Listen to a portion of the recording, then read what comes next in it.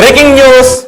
ఐబొమ్మ రవి తెలుగు సినీ పరిశ్రమలో ఐబొమ్మ రవి చేసిన పైరసీ ఒక సంచలనం. ఈ పైరసీ కేసులోను బెట్టింగ్ యాప్స్ ప్రమోషన్ కేసులోను ఐబొమ్మ రవి అరెస్ట్ అయి ప్రస్తుతం పోలీసు కస్టడీలో ఉన్నాడు. పోలీసులు మరో 3 రోజులు కస్టడీకి ఎక్స్టెన్షన్ చేయమని కోర్టును అభ్యర్థించడంతో కోర్టు అనుమతితో మరో 3 రోజులు పోలీస్ కస్టడీలో విచారణ ఎదుర్కొంటూ ఉన్నాడు. ప్రస్తుతం ఐబొమ్మ రవికి సమాజంలో ప్రజల నుంచి కొంత మద్దతు కనిపిస్తూ ఉంది.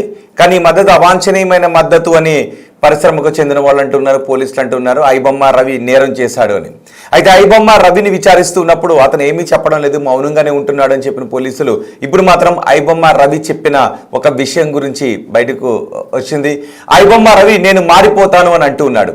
ఇన్నేళ్లుగా నేను పైరసీకి పాల్పడ్డాను, కానీ డబ్బులు సంపాదించాలి అనుకున్న సమయంలో నేను చేస్తున్నది తప్పు అని పసిగట్టలేకపోయాను, అనుకోలేకపోయాను అని ఐబొమ్మ రవి అంటున్నాడు.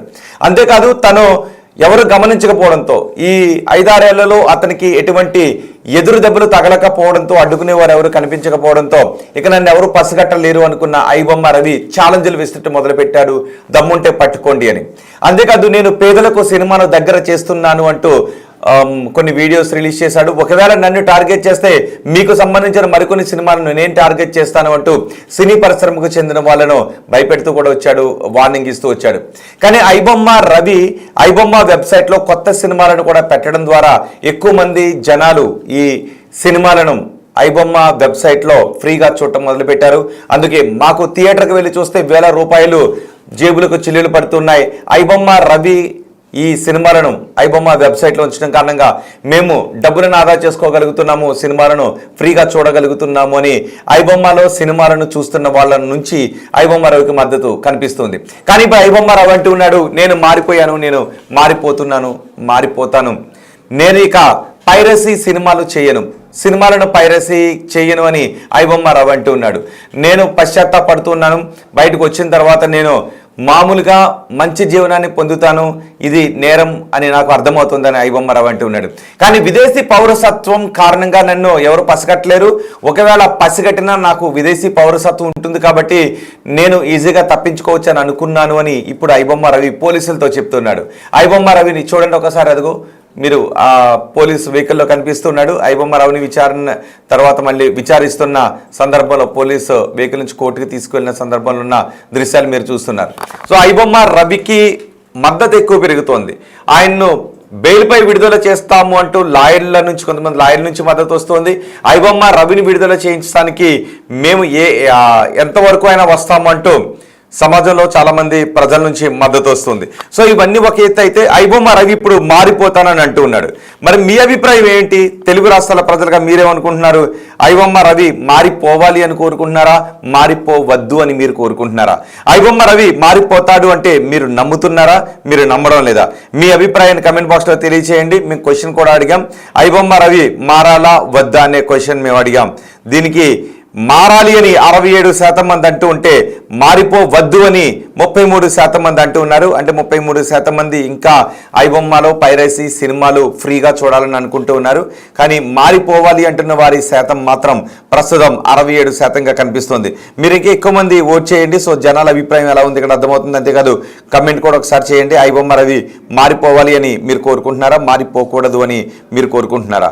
మీ అభిప్రాయం ఒకసారి కమెంట్ బాక్స్లో తెలియచేయండి. మా ప్రతినిధి సాగర్ మనకు అందుబాటులో ఉన్నారు, ఒకసారి సాగర్తో మాట్లాడదాం. సాగర్, ఏంటి పోలీసుల విచారణలో ఐబొమ్మ రవి ఎటువంటి విషయాలు చెప్తున్నాడు? అంతేకాదు ఐబొమ్మ రవి టీం గురించి ఏదైనా సమాచారం పోలీసులకు లభించిందా? అలాగే ఐబొమ్మ రవి మారిపోతాను అని అంటూ ఉన్నాడంట. సో మారిపోతాను అంటున్న ఐబొమ్మ రవికి ఒకవేళ అతను మారిపోతే శిక్షలు ఏమైనా తగ్గే అవకాశం ఉంటుందా? ఈ కేసులో ఏం జరగబోతోంది?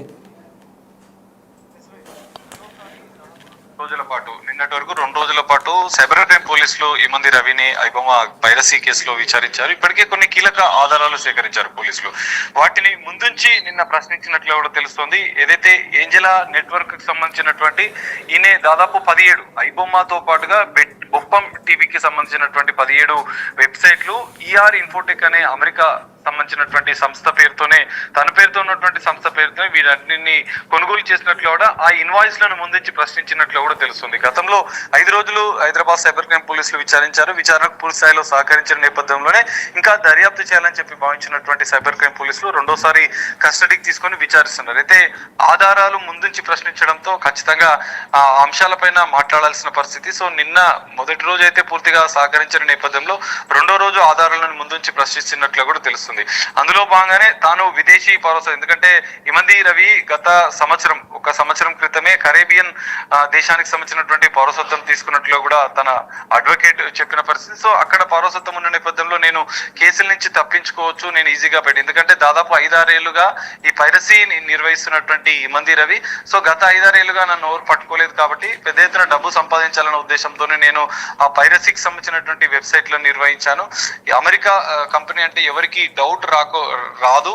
సో అక్కడ ఒకవేళ కంపెనీకి సంబంధించినటువంటి దాన్ని విచారించాలన్నా అక్కడ కోర్టు ఆర్డర్స్ ఉంటాయి. ఎందుకంటే పోలీసులు మొదటగా సైబర్ క్రైమ్ పోలీసులు ఐబొమ్మ రవిని సంబంధించినటువంటి వెబ్సైట్ల వివరాలు అమెరికాకు సంబంధించినటువంటి ఈఆర్ ఇన్ఫోటెక్ ని సంప్రదించగా తాను చెప్పిన మొదటి మాట కోర్టు ఆర్డర్ కాపీ ఉంటే దానికి సంబంధించిన వివరాలు ఇస్తామని చెప్పారు. కానీ ఐబొమ్మ రవికి సంబంధించిన సంస్థనే అనేది మొదట భావించలేదు. తర్వాత దాంట్లో పూర్తిస్థాయి దర్యాప్తు చేస్తే అన్ని వెబ్సైట్లు, డొమైన్లు అన్ని కూడా ఆ సంస్థ అనుసంధానంగానే నడుస్తున్నట్లు కూడా సైబర్ క్రైమ్ పోలీసుల దర్యాప్తులో తేలింది. సో అమెరికా కంపెనీ కావడం, అరేబియన్ పౌరసత్వం కావడంతో ఈజీగా నేను తప్పించుకోగలుగుతాను అని భావించనున్నట్లుగా కూడా ఆయన పోలీసుల దర్యాప్తులో చెప్పినట్లుగా కూడా తెలుస్తుంది. పెద్ద ఎత్తున బెట్టింగ్ యాప్స్ సంబంధించినటువంటి ప్రమోషన్ విషయంలో కూడా తాను డార్క్ వెబ్సైట్స్ లను దాదాపు 60కి పైగా వెబ్సైట్ల ద్వారా కూడా బెట్టింగ్ యాప్స్ ప్రమోషన్ చేసినట్లు కూడా గుర్తించారు. 4 బెట్టింగ్ యాప్స్ కి ప్రమోషన్ చేసి కోట్లాది రూపాయలు గడించినట్లు కూడా సైబర్ క్రైమ్ పోలీసుల దర్యాప్తులో తెలియదు. ఇంకా ఈ రోజు చివరి రోజు. సో ఈ రోజు దర్యాప్తులో మరికొన్ని అంశాలు బయటపడే అవకాశం. అంటే ఐబొమ్మ రవి టీం గురించి ఏదైనా సమాచారం అందిందా? ఇండియాలో అతనికి ఎవరు సపోర్ట్ చేస్తున్నారు? సినీ పరిశ్రమలో ఉన్న ఇంకెవరైనా అతనికి సపోర్ట్ చేస్తున్నారు? కొంతమంది అంటున్నారు సినీ పరిశ్రమ నుంచి. ఎందుకంటే సినిమాలు ఇంకా రిలీజ్ అవ్వకముందే ఐబొమ్మలో పెట్టడానికంటే ముందే నేను చూసిన సినిమాలు కొన్ని ఉన్నాయి అని ఐబొమ్మ రావు చెప్తున్నాడు. మరి సినీ పరిశ్రమలో ఉన్న టెక్నీషియన్స్ ఎవరైనా ఐబొమ్మ రవికి కాంటాక్ట్లో ఉన్నారా? వాళ్ళు కొత్త సినిమాలను ల్యాబ్ నుంచే ఐబొమ్మ రవికి ఇస్తూ ఉన్నారా? అలాగే థియేటర్లో ఐబొమ్మ రవికి సంబంధించి వాటిని థియేటర్ ప్రింట్ని రిలీజ్ చేస్తున్న వాళ్ళు ఎవరున్నారు? ఈ సమాచారం ఏమైనా ఉందా పోలీసుల దగ్గర? ఖచ్చితంగా. ఎందుకంటే గతంలో కూడా ఇద్దరిని ఈ కేసులో అరెస్ట్ చేశారు. పైరసీ మూవీలను సినిమా థియేటర్లలో హై క్వాలిటీ మొబైల్ ఫోన్ల ద్వారా రికార్డ్ చేసి ఐబొమ్మ రవికి వెబ్సైట్లకు టెలిగ్రామ్ ద్వారా అమ్మకాలు చేసినటువంటి ఇద్దరిని గతంలో అరెస్ట్ చేశారు. ఆ కేసు దర్యాప్తులో భాగంగానే ఐబొమ్మ రవిని పోలీసులు గుర్తించారు. కొన్ని టెక్నికల్ ఆధారాలను కూడా ఇక్కడ పోలీసులు సేకరించారు. అయితే ఐబొమ్మ రవికి ఇక్కడ ఇంకా మరికొంతమంది కూడా సహకరిస్తున్నట్లు కూడా పోలీసుల దర్యాప్తులో తేలినట్లు కూడా తెలుస్తుంది. వారిపైన కూడా, ఎందుకంటే ఇప్పటికే నిఖిల్ అనే స్నేహితుడు కొంత సపోర్ట్ చేశాడు. సో తను ఇంకా ఎవరితోనైనా ఈ పైరసీ మూవీలను టెలిగ్రామ్ యాప్ ద్వారా ఇంకెవరైనా పంపించారా అన్న దానిపైన పూర్తిస్థాయి దర్యాప్తు కొనసాగుతుంది. ఇంకా కొంతమంది సహకరించినట్లు కూడా తెలుస్తుంది. కరేబియన్ లో దాదాపు కొంతమంది సిబ్బందిని పెట్టి ఈ పైరసీ ముఠాను ఇటు అమెరికాతో పాటుగా ఇటు దుబాయ్ లో కూడా తను సర్వర్లను ఏర్పాటు చేసి వీటన్నిటిని కూడా పైరసీకి సంబంధించినటువంటి ఐబొమ్మని బొప్పం టీవీ నిర్వహించినట్లు కూడా సైబర్ క్రైమ్ పోలీసులు గుర్తించారు. సో ఆధారాలు ముందుంచి ప్రశ్నించడంతో, ఎందుకంటే వెబ్సైట్ల ఇన్వాయిస్లు, ఏంజిలా నెట్వర్క్ సంబంధించినటువంటి సంబంధాలు, ఆర్థిక లావాదేవీలు వీటన్నిటిని ముందుంచి ప్రశ్నించడంతో ఖచ్చితంగా ఐబొమ్మ రవి ఈ విషయం పైన క్లారిటీ ఇవ్వాల్సిన పరిస్థితి ఏర్పడుతున్న నేపథ్యంలో సైబర్ క్రైమ్ పోలీసులకు నిన్న అయితే ఈ అంశాలపైన కొంత నోరు విప్పినట్లుగానే తెలుస్తుంది. సో గతంలో తాను పౌరసత్వం ఉన్న నేపథ్యంలో తనని ఎవరు పట్టుకోలేరన్న ధీమాతో 5-6 సంవత్సరాలుగా ఎవరు పట్టుకోలేరు కాబట్టి ఇప్పుడు నన్ను ఎవరు పట్టుకోలేరన్న ధీమాతోనే పోలీసులకు సవాల్ వేసినట్లుగా కూడా ఆయన పోలీసుల కస్టడీ విచారణలో చెప్పారు. సో ఇప్పటి నుంచి, ఎందుకంటే ఇంకా నేను బయటకు వచ్చిన తర్వాత ఇదంతా తప్పని తెలుసుకున్నానని కొంత పాశ్చాత్తాపడ్డట్లు పోలీసుల ముందు కొంత నిన్న మధ్యాహ్నం అనంతరం కూడా కస్టడీ విచారణలో కొంత తాను చెప్పినట్లుగా కూడా తెలుసు. ఇక నుంచి ఇంకా పైరసీకి సంబంధించినటువంటి జోలికి వెళ్ళనన్నట్లు కూడా ఐబొమ్మ రవి చెప్పినట్లు కూడా తెలుస్తుంది. ఈ రోజు 3వ రోజు కస్టడీ విచారణ కొనసాగుతుంది. మరి ఈ రోజు ఎలాంటి అంశాలు బయటపడతాయనే చూడాలి. సెక్షన్లు, ఎందుకంటే ఇప్పటికే ఒక్క కేసులో మాత్రం ఇప్పటివరకు 8 రోజులు సైబర్ క్రైమ్ పోలీసులు విచారించారు. ఇంకా మరో 4 కేసులు కూడా తన పైన ఫోర్జరీ కేసు ఉంది, ఇంకా చీటింగ్ కేసు ఉంది, ఇంకా మరికొన్ని సెక్షన్ల పైన కూడా కేసులు నమోదైన నేపథ్యంలో ఆ కేసులో ఈ రోజు కస్టడీ 3వ రోజు విచారణ పూర్తయిన అనంతరం నాంపల్లి కోర్టులో మరో కేసులో పీటీ వారెంట్ ఇష్యూ చేసి తనని అదుపులోకి తీసుకోవాలని పోలీసులు భావిస్తున్నారు. సో ఆ కేసుల్లో కూడా అదుపులోకి తీసుకొని విచారిస్తే ఇంకా ఎలాంటి అంశాలు వెలుకొస్తాయి అనేది చూడాల్సిన పరిస్థితి. ఖచ్చితంగా ఐబొమ్మ రవికి ఉన్నటువంటి నెట్వర్క్ అంతర్జాతీయ స్థాయిలో పైరసీ ముఠాలతో ఉన్నటువంటి సంబంధాలు, బెట్టింగ్ యాప్స్, ప్రమోషన్స్, ఆర్థిక లావాదేవీలు వీటన్నిటిపైన కూడా లోతుగా దర్యాప్తు జరుగుతుంది. ఇప్పటివరకు 30 కోట్ల రూపాయల ట్రాన్సాక్షన్ జరిగినట్లు గుర్తించిన పోలీసులు ఇంకా 35 బ్యాంక్ అకౌంట్లకు సంబంధించినటువంటి లేఖలు రాసిన నేపథ్యంలో ఆ అంశాలు వెలుగులోకి వస్తే మరింత బెట్టింగ్ యాప్స్ తోని ఆర్థిక 100 కోట్ల రూపాయలు పెద్ద ఎత్తున బెట్టింగ్ యాప్స్ నుంచి ట్రాన్సాక్షన్ జరిగినట్లు పోలీసులు అనుమానిస్తున్న నేపథ్యంలో బ్యాంకులకు రాసినటువంటి లేఖలు వస్తే మరింత లోతుగా ఇంకా దర్యాప్తు చేయాలని చెప్పి సైబర్ క్రైమ్ పోలీసులు భావిస్తున్నారు. పాశ్చాత్తాపడ్డ నేపథ్యంలో ఐబొమ్మ రవి 3వ రోజు విచారణలో ఎలాంటి అంశాలు వెల్లడిస్తారనేది మాత్రం చూడాల్సిన పరిస్థితి. రైట్ సాగర్, ఐబొమ్మ రవి పోలీస్ కస్టడీలో చెప్తున్నాడు, నేను మారిపోతున్నాను, ఇక పైరసీ చెయ్యను నేను అని పశ్చాత్తాపడుతున్నాడు. నన్ను ఎవరు పట్టుకోలేరులేరు అనుకున్నాను, విదేశీ పౌరసత్వం కారణంగా ఒకవేళ పట్టుకున్నా నేను తప్పించుకోవచ్చు అని అనుకున్నాను. కాబట్టి ఇప్పుడు ఇక నేను మారిపోయాను, ఇక ఎటువంటి పైరసీకి పాల్పడను, ఇటువంటి నేరాలు నేను చెయ్యను అని ఐబొమ్మ రవి పోలీసుల ఇన్వెస్టిగేషన్లో పశ్చాత్తాపడుతున్నాడు. అయినప్పటికీ పోలీసులు ఇంకా ఐబొమ్మ రవి టీం ఎంత ఉంది, ఆయన టీంలో ఎవరెవరు ఉన్నారు అనే విషయంపై ఆరా తీస్తున్నారు. ఎందుకంటే ఐబొమ్మను బ్లాక్ చేసిన తర్వాత ఆ తర్వాత ఐబొమ్మ 1 అంటూ సైట్ కూడా వచ్చింది. సో ఇలాంటి పరిస్థితుల నేపథ్యంలో నిజంగా ఐబొమ్మ రవి మారిపోయాను అంటే నమ్మాలనే విషయం గురించి కూడా ఆలోచిస్తున్నారు. కాబట్టి ఒకవేళ మారిపోతున్నాను అన్నప్పటికీ చట్టాల్లో ఎటువంటి సెక్షన్స్లో ఎటువంటి మార్పు జరిగే అవకాశం ఉండదు. చేసినవి నేరాలు అని కోర్టులో నిరూపిస్తే ఐబొమ్మ రవికి శిక్ష పడే అవకాశం ఉంటుంది. అఫ్కోర్స్ ఆ శిక్ష నెలలు ఉంటుందా, సంవత్సరాలు ఉంటుందా, రోజులు ఉంటుందా, ఫైన్తో వదిలేస్తారా, ఏం జరుగుతుంది అనేది కోర్టు నిర్ణయం తీసుకుంటుంది. కానీ ఐబొమ్మ రవి మారిపోతాడు అంటే మీరు నమ్ముతున్నారా? ఐబొమ్మ రవి మారిపోవాలి అని మీరు కోరుకుంటున్నారా లేదా? తెలుగు రాష్ట్రాల ప్రజలుగా మీ అభిప్రాయం ఏంటి? మీ అభిప్రాయాన్ని కమెంట్ బాక్స్లో తెలియచేయండి. సో ఇప్పటి వరకు వచ్చిన ఒకసారి డేటాను మనం చూద్దాం. ఐబొమ్మ రవి మారిపోతాడు అంటే మారాలి అని 60% మంది మారాలి అని కోరుకుంటున్నారు, మారొద్దు అని 40% మంది అడుగుతూ ఉన్నారు. సో కమెంట్ మాత్రం బయటకు వచ్చిన తర్వాత పట్టుకోవడం మళ్ళీ కష్టం, ఐబొమ్మ లాంటివి ఇంకా వస్తూనే ఉంటాయని ఒకరు కమెంట్ చేశారు. ఓకే, ఐబొమ్మ రవికి సపోర్ట్ చేస్తున్న వాళ్ళు మీ అభిప్రాయాన్ని ఒకసారి కమెంట్ బాక్స్లో తెలియచేయండి. అండ్ బయట పబ్లిక్ ఒపీనియన్ కూడా మేము తీసుకున్నాం. ఐబొమ్మ రవి అరెస్ట్ గురించి, ఐబొమ్మ రవి పోలీస్ విచారణ గురించి, పోలీసు విచారణలో ఐబొమ్మ రవి పశ్చాత్తాపడ్డాడని వస్తున్న వార్తల గురించి పబ్లిక్ రియాక్షన్ ఏంటో ఒకసారి చూద్దాం. ఇప్పుడు ఐబొమ్మ రవిని అరెస్ట్ చేశారు కదా, ఇప్పుడు ఆయన సమర్థిస్తున్నారా? సమర్థిస్తున్నాం ఆయన్ని. ఆయన మంచి పనే చేశాడు, సామాన్యులకి అందుబాటులో తీసుకొచ్చాడు. కొంతమంది మల్టీప్లెక్స్లకి పోయి సినిమాలు చూడలేని అవకాశం లేని వాళ్ళు ఈ హ్యాపీగా ఇంట్లో కూర్చొని ఫ్యామిలీతో ఎంజాయ్ చేస్తున్నారు. ఓకే, కానీ ఇప్పుడు సార్ స్టార్టింగ్లో అయితే రవి వాళ్ళ నాన్న సపోర్ట్ చేయలేదు రవిని, కానీ ఇప్పుడు సినిమా వాళ్ళనే తిడుతున్నాడు.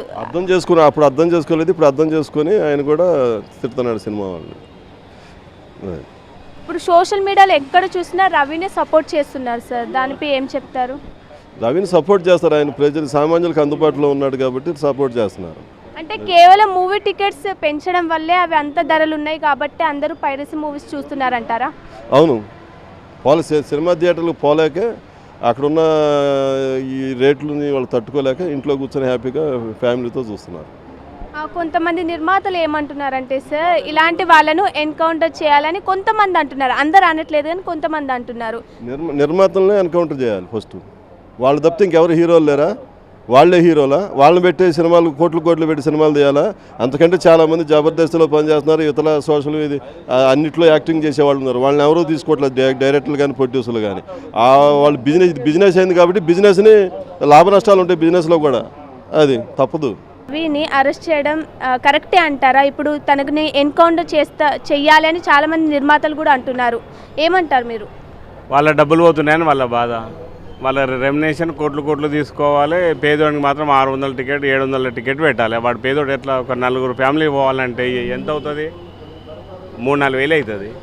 హాయిగా 20 రూపాయలు మొబైల్లో చూసుకోవచ్చు కదా. అదే రెమ్యునేషన్ తగ్గించి తక్కువ తీసుకొని పేదోడు సినిమాలకు వెళ్ళి చూసేటట్టు సినిమా టికెట్ పెట్టాలి. మీ ఇష్టం ఉన్న రేట్లు పెట్టి ఒక్కొక్క సినిమాకి ఒక్కొక్క రేటు, ఒక్కొక్క సినిమాకి ఒక్కొక్క రేటు పెడితే ఇట్లాంటివి అవుతాయి. ఇట్లాంటివి కావద్దంటే సామాన్లు ఇంతకుముందు గతంలో ఉండేవి 20 ఏళ్ళ కింద ఎట్లా టికెట్ ఒకటి 50 రూపాయలు, 30 రూపాయలు, 20 రూపాయలు టికెట్ ఉండే.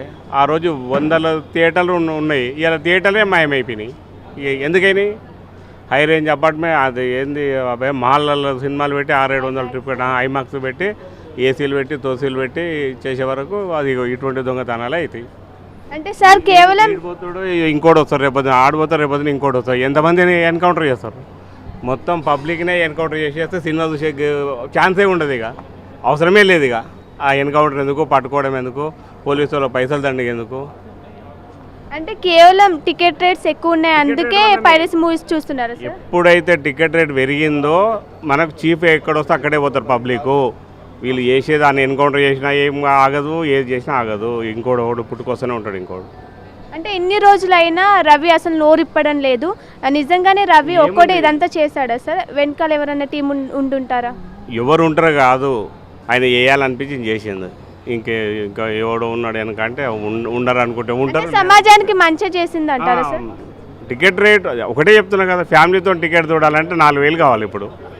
అదే 40 రూపాయలతో చూసిండు మొబైల్, ఇంకేంది ఈజీ కదా అది, అంతే కదా. అంటే పోలీసులేమో మేమే కష్టపడి పట్టుకున్నామని అన్నారు, కానీ వాళ్ళ భార్యనే పట్టించింది అంటున్నారు. ఇంకో నోరు ఉన్నది, ఇష్టం వచ్చినట్టు చెప్తారు. ఎవరికి దోషింది వాడిని వచ్చుతాడు. ఇక అది చెప్పుకుంటే ఇంకా 10 చెప్తారు చూడు. ఇంకా 4 రోజులలో ఇంకో 4 వెళ్తాయి, చెప్తానే ఉంటారు అట్లే. అంటే ఇప్పుడు ఐబొమ్మ రవిని వదిలేస్తారా, లేకుంటే శిక్ష పడితే ఎలాంటి శిక్ష పడాలనుకుంటున్నారు?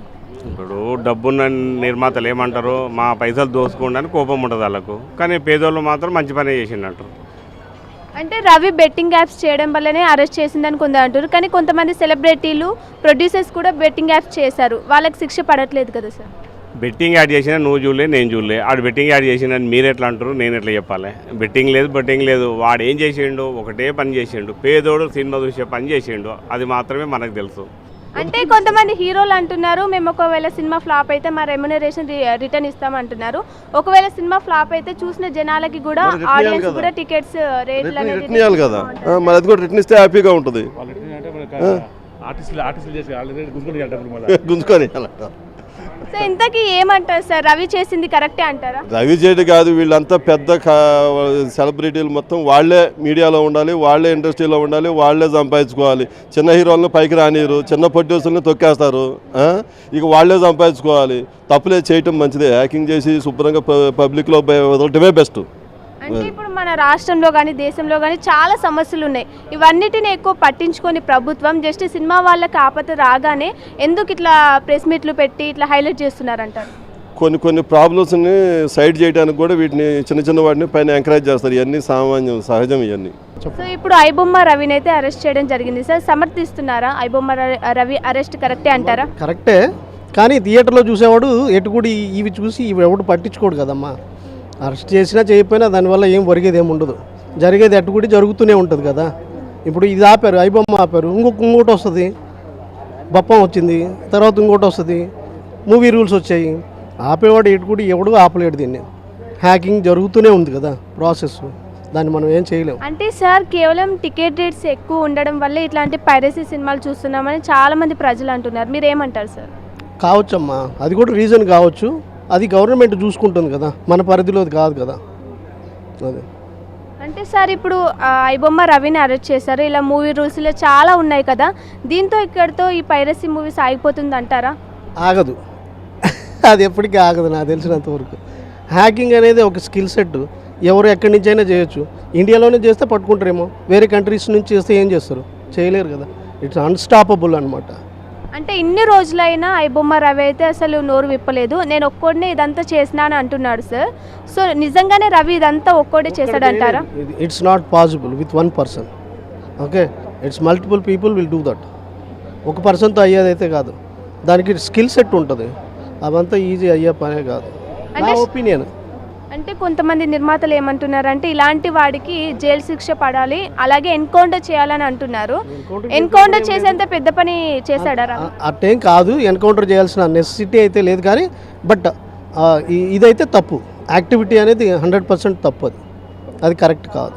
ఇప్పటికైనా కూడా సపోర్ట్ చేయట్లేదు. ఇప్పటికైనా మూవీ ఇండస్ట్రీ వాళ్ళు టికెట్ రేట్స్ తగ్గిస్తారంటారా? చూద్దాం, అది మీకే తెలవాలి. నా ద్వారా కూడా తగ్గిస్తే మంచిది, జనాలు ఎక్కువ థియేటర్స్కి వస్తేనే బాగుంటుందని మేము కూడా కోరుకునేది. ఇప్పుడు ఎలా అయిపోయిందంటే సార్, ఒక మిడిల్ క్లాస్ ఫ్యామిలీ మూవీకి వెళ్ళకుండా అయిపోయింది, అంత మాదిరి ఉన్నాయి టికెట్ రేట్స్. ఇప్పటికైనా తగ్గిస్తే మంచిది అంటారా? డెఫినెట్గా మంచిదే, తగ్గిస్తే మంచిదమ్మా, అందరూ చూస్తారు థియేటర్కి వెళ్ళి, అది మేము కూడా కోరుకుంటాం. సో ఇప్పుడు ఐబొమ్మ రవిని అరెస్ట్ చేయడం జరిగింది, ఇప్పుడు కరెక్టేనా ఐబొమ్మ రవిని అరెస్ట్ చేయడం? Definitely correct. ఎందుకంటారు? ఎందుకంటే క్రైమే దాన్ని అలా పరిసే క్రైమ్ లెక్కన చూడాలి అంతే. అతను ఏదో రీజన్ ప్రజల కోసం చేశానని మాట్లాడదు, క్రైమ్ లెక్కన చూడాలి అంతే, అది మాట్లాడదు. ఒకవేళ ఏదైనా ప్రైజెస్ ఉంటే కన్నా మనం ఈరోజు ఇంత రచ్చ చేస్తున్నాం, ఏదో సినిమా వచ్చేటప్పుడు ఓపెన్ మారదాం 2027లో మన మహేష్ బాబు మూవీ వస్తుంది వారణాసి, ఆ మూవీ వచ్చినప్పుడు కంపల్సరీ రైట్ సైకిల్ ఉంటుంది, ఆ టైంలో మనం ఫైట్ చేయాలి. అంతేగాని ఆ టైంలో ఫైట్ చేయక ఇలాంటిది జరిగినప్పుడు ఫైట్ చేయడం కరెక్ట్ కాదు. వచ్చినప్పుడు ఆ రోజు ఫైట్ చేయాలి. వారణాసి సినిమాకి వచ్చినప్పుడు కంపల్సరీ 1000 చెప్తాడు, 1000 ఆ రోజు ఫైట్ చేయాలి, కాబట్టి ఆ సినిమా బ్యాన్ చేయాలి అంతే. అలా ఉండాలి. కానీ ఏదో క్రైమ్ చేశాడు కదా, క్రైమ్ చేసిన సపోర్ట్ చేయడం కరెక్ట్ కాదు. క్రైమే. అంటే అందరు ఏమంటున్నారంటే టికెట్స్ రేట్స్ ఎక్కువ ఉండడం వల్లే ఇలాంటి మేము పైరసీ మూవీస్ చూస్తున్నాం అంటున్నారు, ఏమంటారు దానికి? టికెట్ రేట్స్ హైక్ ఉన్నాయంటే కన్నా యాక్చువల్ నేను కూడా అప్కమింగ్ డైరెక్టర్, నేను ట్రై చేస్తున్నాను. కాబట్టి మనం ఎలా చెప్తున్నాం అంటే ప్రొడ్యూసర్ పడి ఇబ్బంది పడాలి. ప్రొడ్యూసర్ అడిగేది ప్రొడ్యూసర్ కోసం అడుగుతాడు.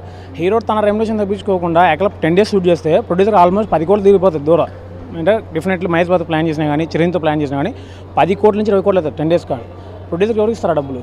అతను ఆల్రెడీ బయ్యర్స్తో ఫైనాన్స్ తెచ్చుకొని అది ఇంట్రెస్ట్లు కూడా ఓవర్ ఇంట్రెస్ట్, హై ఇంట్రెస్ట్లు. అంటే నేనే అతను కష్టాలు చెప్తలేను, అతనికి బడ్డన్ అయిపోతుంది. ఆ బడ్డన్ అయినప్పుడు యాక్చువల్గా ఏం చేస్తుంటే హీరో తన రెమ్యునరేషన్ ఇది నా మార్కెట్ అంటాడు, 100 కోట్లు పెట్టిన అతను చూస్తున్నారు, నా మార్కెట్ మీద నడుస్తుంది కాబట్టి నువ్వు నాకు ఇవ్వాల్సిన అతను డిమాండ్ చేస్తున్నాడు. ఇదేమన్నా మనం తెలుగు ఇండస్ట్రీ పైన ఫైట్ చేయాలి మనం, మీరు ఈ రేట్లు తగ్గించుకోండి అని. ఇప్పుడు యాక్చువల్గా చిరంజీవి గారు ఎంతో సంపాదించుకున్నారు, అతను రెమ్యునరేషన్ తగ్గించుకొని చెప్పాలి, సంపాదించుకున్నాడు. ఇప్పుడు మహేష్ బాబు కంప్లీట్ అయిపోయినా, మహేష్ బాబు ఇందాక సినిమా అయిపోయినా మహేష్ బాబు ఈ విషయంలో రైట్. ఎందుకంటే తను ఏమంటే తన ప్రొడక్షన్కి తనకి ఇచ్చే రెమ్యునరేషన్ ఉందో అలా నాకేం ఇవ్వద్దు, దాని ప్రొడక్షన్లో తీసుకో, ప్రొడక్షన్లో వచ్చి షేర్ మీదనో లేదంటే బిజినెస్ అన్నాక దాంట్లో తీసుకుంటాడు. అలా ఉండాలి. అంటే మనకి ఎట్లా అంటే నువ్వు 10 కోట్లు అంటే తప్పు, 10 కోట్లు ఉన్నా 10 కోట్లు నువ్వు తగ్గించుకున్నావు అనుకో, 1 కోటి రూపాయలు అడ్వాన్స్ నువ్వు తగ్గించుకున్నావు అనుకో, ఆ 9 కోట్లు అనేది ప్రొడ్యూసర్ హెల్ప్ అయ్యి తను ప్రొడ్యూసర్ సినిమాని కంప్లీట్ చేస్తాడు. సినిమాని కంప్లీట్ అయినా ఆ బిజినెస్ మనం కంప్లీట్ చేసుకున్నావు అనుకో, దాని మీద షేర్ తీసుకోవచ్చు, బాగా కంప్లీట్గా ఉంటుంది. నువ్వు అడిగిన దానికంటే ఎక్స్పెక్ట్ అవుతుంది, మంచి మార్కెట్ మంచిగానే వస్తుంది అంతే. సినిమా రేట్స్ అనేది ఎలా అంటే కానీ హైలో వెళ్ళిపోతున్నాయంటే కానీ ఇక్కడ జరిగేది ఏంటంటే కానీ తప్పు ఏంటంటే కానీ థియేటర్స్ వల్లే జరుగుతాయి. అక్కడ ఊర్లో ఎక్కడో 10,000 కూడా లేని పాపులేషన్ ఊర్లో ఉంటాయి, అక్కడ థియేటర్లో 400 అవుతుంది, అది రైట్ కాదు. అక్కడ 400 రైట్ కాదు, ఎందుకంటే కంప్లీట్ అది ఎందుకు పనికిరాదు. సిటీలో ఐమాక్స్ ఇవి ఓడుతావు, ఎందుకంటే ఆ విజువల్ ఎఫెక్ట్స్ ఆ ఫీచర్స్ ఇస్తాయి మనకు, ఊర్లో వ్యూ. అక్కడ 400, 500 అడగడం తప్పు. దీనికి లాస్ట్ టైం జగన్ చెప్పాడు చూడు, 100 రూపీస్ టికెట్, ఆ జగన్ రైట్ ఈ విషయం అలాగా. అంటే సార్ ఇప్పుడు ఏం జరుగుతుందంటే ఎన్ని రోజులైనా రవి అసలు నోరు విప్పలేదు, నేను ఒక్కడిని ఇదంతా చేసినా అని అంటున్నాను. నిజంగానే రవి ఇదంతా ఒక్కడే చేశాడంటారా? ఇది నెట్వర్క్ ప్రాసెస్ అండి, మ్యాక్ చైన్లింగ్ ప్రాసెస్, ఒకరికొండ ఉండదు. యాక్చువల్గా సినిమాను మనోడు ఇప్పుడు లాస్ట్ టైం ఒకటి పట్టుకుంటే 60 లక్షలు ఇస్తాను నాకు మూవీ ఇస్తున్నాడు, చైన్లింగ్ ప్రాసెస్ ఒకటిది అయిపోయేది చాలా ఉంటుంది. కానీ అయితే ఈ విషయంలో కంప్లీట్గా ఐబొమ్మని సపోర్ట్ చేయను, కంపల్సరీ ఫైరస్ అయింది. ఎందుకంటే అతను ఏం చేశాడంటే కన్నా అతని వైపు ఏదో పర్సనల్ ఖర్చు ఉండి పర్సనల్గా అతను తీసుకోవడానికి ప్రజల కోసం చేస్తే అలాగే ఏమైనా ప్రజల కోసం చేయడానికి నువ్వేమన్నా. ఇప్పుడు మిస్టర్ బీస్ట్ ఉన్నాడు యూట్యూబ్లో, అతను యూట్యూబ్ నుంచి జర్నీ చేసుకుని ప్రజలు ఖర్చు పెడతాడు, ఇలాంటి ప్లాట్ఫామ్ ఎంచుకోవాలి. కానీ నువ్వు ఎలాగని చెప్పేసి కత్తి తీసుకుని పొడి చేస్తా అంటే అయిపోతుందా? పొడి చేసి నేను 10 మందిని చంపడానికి అంటే రావణాసుని ఈరోజు చంపడానికి మన రూల్స్ ఎలా అంటే ఒకరిని చంపకూడదు, ఒకరిని అన్యాయం చేయకూడదు. నువ్వు ఆల్రెడీ వీళ్ళకి దెబ్బేసి నువ్వు ఆడబెట్టడం తప్పే ఉంది. అంటే ఒకరిని కొట్టి పెట్టడం కరెక్ట్ కాదు, కొట్టి పెడతా అనేది కరెక్ట్ కాదు, చేతి అనేది సంపాదించి పెట్టు, ఇది ప్రాసెస్. అంటే ఇప్పుడు ఐబొమ్మ రవి అరెస్ట్తో ఇప్పటి నుంచి పైరసీ మూవీస్ అయిపోతాయని చెప్తారా? అయిపోతాయి అసలు? అది చాలా వరకు తప్పు, ఆగవు. ఎందుకంటే పైరసీ ఎలాగంటే కానీ సీరియస్ చెప్తాను, పైరసీ ఎలా జరుగుతుంది ప్రజెంట్ పైరసీ చెప్తాడు. ఇన్స్టాగ్రామ్లో వాళ్ళ నచ్చిన హీరో, నేను ఇప్పుడు ప్రభాస్ సినిమా రాజేసాబ్ రిలీజ్ అనుకో, అతను వస్తున్నాడు, అతను ఏంటంటే క్యాప్చర్ చేసి పెడుతున్నాడు, అది పైరసీ. అదేం పరిస్థితి కాకుండా సీన్లు లీక్ చేస్తున్నాడు. యాక్చువల్గా ఏం చేయాలంటే కన్నా టెక్నాలజీ డెవలప్మెంట్ ఉంటే నా ఉద్దేశం ఏంటంటే కానే మూవీ చూసారు మీరు రీసెంట్ కిరణాపురం ఆ మూవీని యాక్చువల్ మూవీ రూల్స్లో కానీ దేంట్లో కానీ రాలేదు. ఆ టెక్నాలజీ వాడాలి, టెక్నాలజీ వాడుకుంటే బెస్ట్ ఉంటుంది, ఎవరు క్యాప్చర్ చేయకూడదు, అలా ఉండాలి. ప్రాబ్లం లేదు, కంప్లీట్గా మనం డెఫినెట్ ట్రై చేస్తే అవుతుంది పైరసీ అవ్వకుండా. కొంతమంది నిర్మాతలు ఏమంటున్నారంటే ఇలాంటి వాళ్ళని ఎన్కౌంటర్ చేయాలి అంటున్నారు. నిజంగా ఎన్కౌంటర్ చేసేంత పెద్ద తప్పు రవి చేస్తారంటారా? ఎన్కౌంటర్ చేసే తప్పు అంటే కానీ వాళ్ళు పర్సనల్గా మారుతారు, వాళ్ళకి దెబ్బేశారు కదా అని సినిమాలని వాళ్ళు అనుకుంటున్నారు. యాక్చువల్ అతని వల్ల ఏమీ సినిమాలు ఆగిపోలేదు, మీరు సినిమా కరెక్ట్ చేయలేకున్నారు. ఆయన మొన్న చిరంజీవి గారు ప్రెస్ మీట్లో ఉన్నారు, గేమ్ చేంజర్ ఫ్లాప్ అంటే గేమ్ చేంజర్ 180 కోట్లు పెట్టి ప్రొడ్యూసర్ మరి మిమ్మల్ని దంపాలా, ప్రొడ్యూసర్ రికవర్ కాలేదు, చిరంజీవి గారిని రామ్ చరణ్ గారిని చంపేయాలి ఏంటి? తర్వాత మన బోలా శంకర్ ప్రొడ్యూసర్ మిమ్మల్ని చంపాలేంది, మరి సినిమా మీరు ఫ్లాప్ ఇచ్చారు కదా, అవి కరెక్ట్ కాదు. ఏదైనా జరిగి క్రైమ్ చేశాడు, ఆ క్రైమ్ తగినట్టు చట్టపర రీత్యాలు ఉంటాయి, మీరు ఎన్కౌంటర్ ఏమన్నా కరెక్ట్ నాట్ కరెక్ట్. అంటే రేపిస్టులనే వదిలిపెట్టిన సమాజం, అలాంటి సమయంలో ఇతన్ని జస్ట్ ఇదే క్రైమ్. యాక్చువల్గా తను చేసిన ఏముందంటే జనాలదే యాక్సెప్ట్ చేస్తున్నారు, ఒక వర్గం యాక్సెప్ట్ చేయాలి, ఒక వర్గం అంతా ప్రజలంతా యాక్సెప్ట్ చేస్తున్నారు. కాబట్టి దాన్ని అలా చూడాల్సిన అవసరం లేదు, జస్ట్ అతనికి జైలు శిక్ష లేకుంటే అతనిలో పరివర్తన చూడడానికి ఏదో చేస్తుంది అంతే, అంత ఒక్కటి చాలు.